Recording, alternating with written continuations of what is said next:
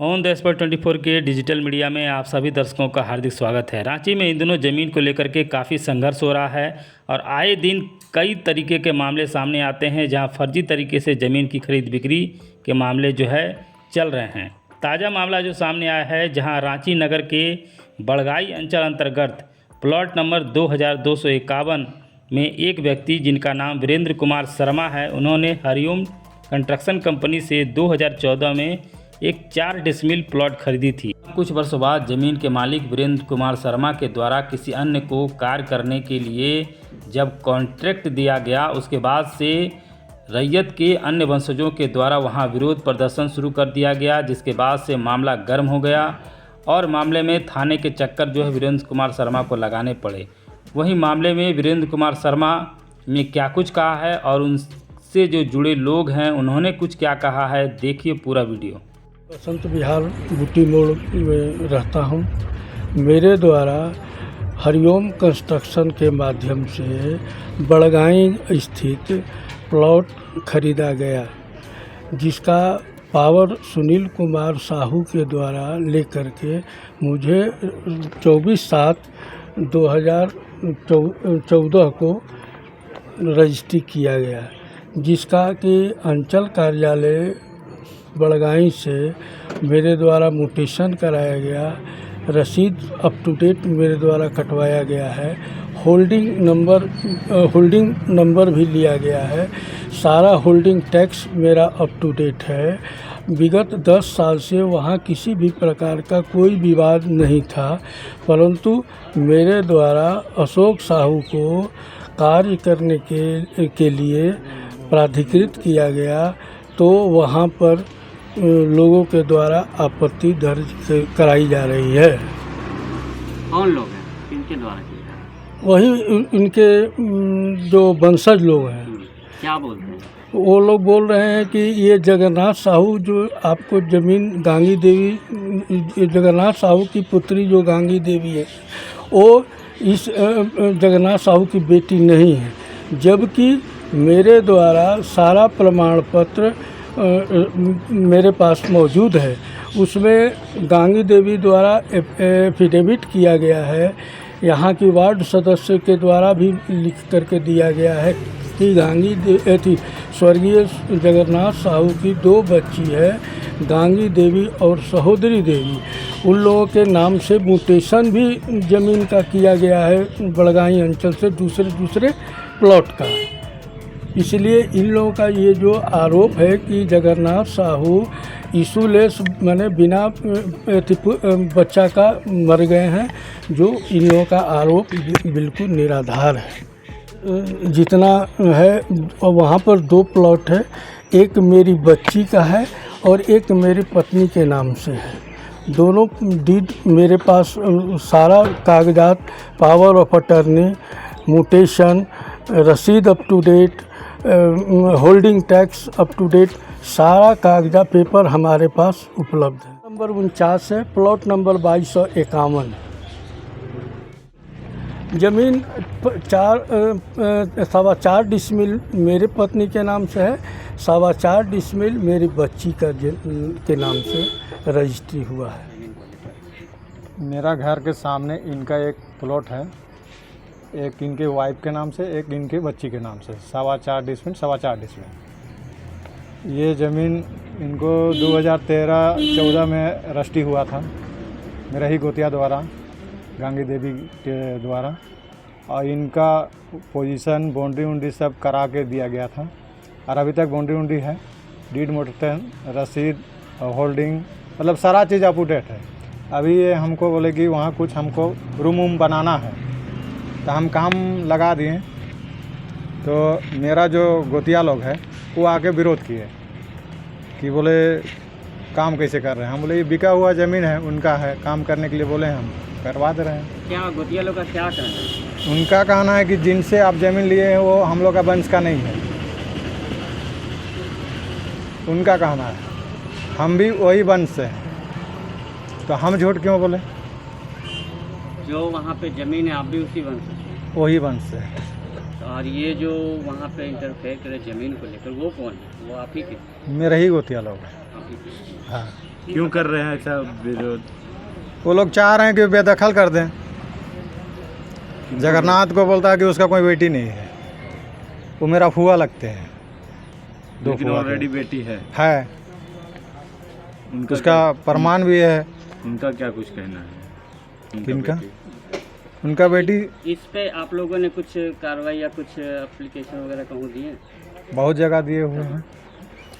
DC के यहाँ से भी दिया हुआ है, LRDC के यहाँ भी है,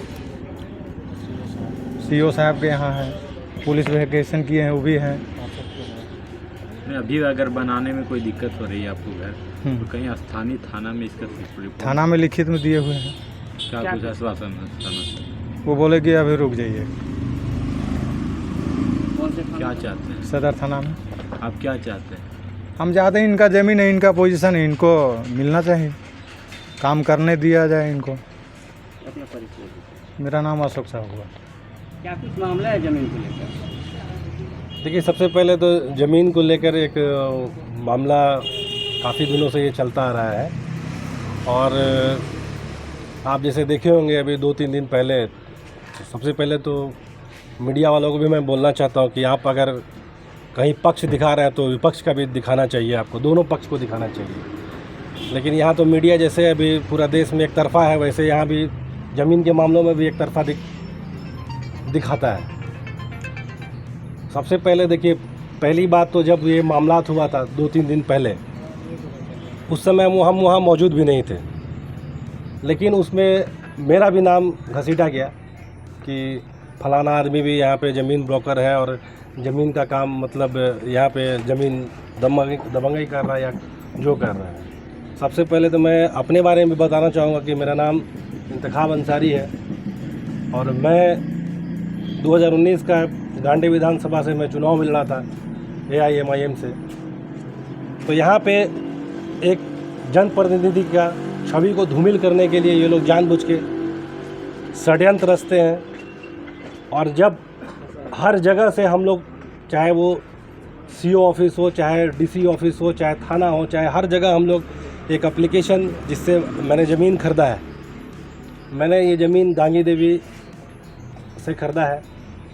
और जैसे अभी बता रहे थे अशोक साहू जी, जगन्नाथ साहू की 2 बेटियां हैं, एक गांगी देवी और एक सहोदरा देवी। तो सहोदरा देवी के जो वंशज हैं उनसे अशोक साहू ने खरीदा है, और जो गांगी देवी की वंशज है, जो गांगी देवी है, उनसे मैंने खरीदा है ज़मीन। और ज़मीन खरीद के हम लोग काफ़ी लोगों को बिक्री भी किए हैं इस ज़मीन को, बाकायदा वो लोग का मोटेशन से लेके सारा चीज़ हो चुका है। लेकिन ये लोग जानबूझ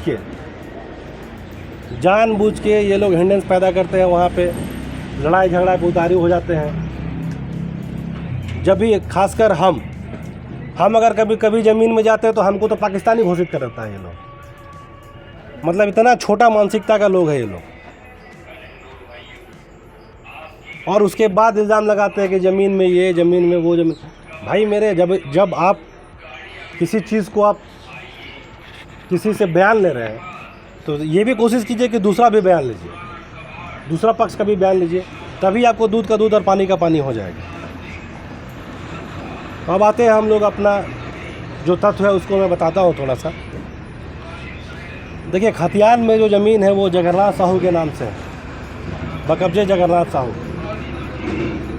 जगन्नाथ साहू की 2 बेटियां थी। आपको पता होगा कि 1952 में हिंदू लॉ के हिसाब से बेटियों को अधिकार दे दिया गया है। अभी हाल फिलहाल में सुप्रीम कोर्ट में भी एक फैसला आया है 2005 समथिंग में कि बेटियों को पूरा हक दिया जाए। अब ये लोग, जगन्नाथ साहू की चूँकि सिर्फ पुत्रियाँ थी तो उनकी शादी हो गई तो वो चले गए यहाँ से अपने अपने ससुराल में। तो उन्हीं का ज़मीन को ये लोग खेतीबाड़ी करते थे और बाकायदा उसमें अदबटाई देते भी थे। लेकिन फिर ये लोग के मन में लालच आया, ये लोग नावल कर करके अपने ही बेटे पोतों को ज़मीन रजिस्ट्री करने लगे, अपने खुद के बेटे पोतों को। अगर ज़मीन आपकी है तो आपको क्या ज़रूरत है कि आप अपने बेटे को रजिस्ट्री करने का या अपने पोते को रजिस्ट्री करने का? लेकिन ये लोग के मन में छल कपट भरा हुआ था, इसीलिए बाकायदा इस मामले को लेके एक केस भी हुआ था कार्यपालक दंडाधिकारी के समक्ष सदर में। उसमें ये लोग शपथ पर दायर की थी कि हम जगन्नाथ साहू की बेटी हैं। उसके बाद डीसी में भी डीसी कोर्ट में भी केस हुआ, उसमें भी साबित हुआ कि ये उसकी बेटी है। एक ये लोग रजिस्ट्री किए थे अपने ही पोते के नाम से, बाकायदा वो ज़मीन इन लोग का निरस्त हुआ, रद्द हुआ वो रजिस्ट्री, और उसमें बोला गया कि ये कपटपूर्ण तरीके से, फर्जी तरीके से ये ज़मीन को ये लोग बेचा। फिर उसके बाद डीसी कोर्ट से भी ऑर्डर आया है कि ये उनकी बेटियां हैं, उसमें भी ऑर्डर दिया गया कि ये लोग ऊपर केस किया जाए। सबसे पहले तो देखिए यहाँ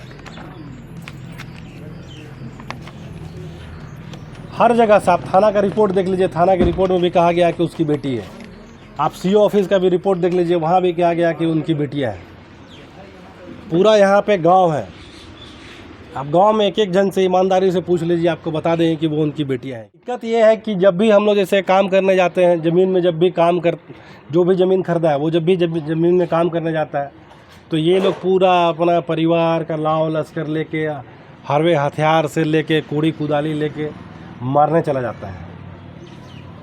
जो भी ज़मीन खरीदार है वो लोग को मारने चला जाता है, तो वो लोग भी डर के भाग जाते हैं। बाकायदा 5-6 बार थाने में एप्लीकेशन भी दिया हुआ है, और ये कोर्ट में भी मामला चल रहा है बाकायदा हर जगह। चाहे वो कोर्ट का मामला में क्या डिसीजन है? कोर्ट का मामला में फ़िलहाल मैंने तो अभी बताया कि डीसी कोर्ट में मामला चला, उसमें भी बताया गया कि इनकी वंशज है। और सीओ के ऑफिस में भी मामला आया था, उसमें बाकायदा दोनों पक्षों को बैठाया गया था।